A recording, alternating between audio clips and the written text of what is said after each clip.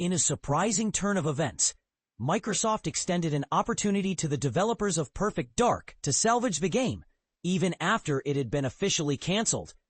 This situation unfolded amidst significant layoffs at Xbox in July, which resulted in the closure of the studio responsible for developing Perfect Dark. While the game was declared canceled, reports from Bloomberg's Jason Schreier indicate that Microsoft reached out to another team of developers, Crystal Dynamics, known for their work on the Tomb Raider series, to see if they could breathe new life into the project. Now here's where things get a bit intricate. Crystal Dynamics is not owned by Microsoft. It is part of the Embracer Group, a company that has faced its own set of challenges recently. Embracer was in negotiations with the major publisher Take-Two to secure funding and publishing rights for Perfect Dark. However, these discussions fell apart, primarily due to disagreements over the long-term ownership of the franchise. As reported by sources who wished to remain anonymous due to the sensitive nature of the negotiations. The collapse of this deal led to further layoffs at Crystal Dynamics, as highlighted by IGN last week. And it appears that the studio has now completely stepped away from the Perfect Dark project.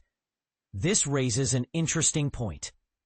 Microsoft seems reluctant to relinquish the rights to Perfect Dark, which they likely acquired when they purchased Rare back in 2002.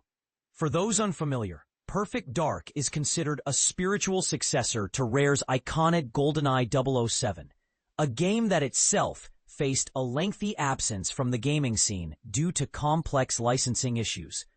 It's disheartening to think that such complications could be the reason for the game's cancellation. But the specifics remain unclear. In a previous instance, Microsoft successfully negotiated a deal to save Tango Gameworks, the studio behind Hi-Fi Rush, by selling it to Krafton, the company behind PUBG.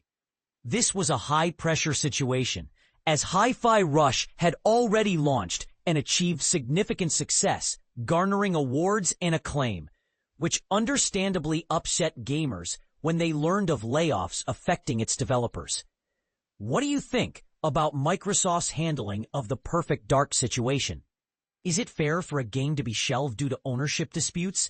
Or should the focus be on finding a way to bring beloved titles back to life, regardless of the complexities involved?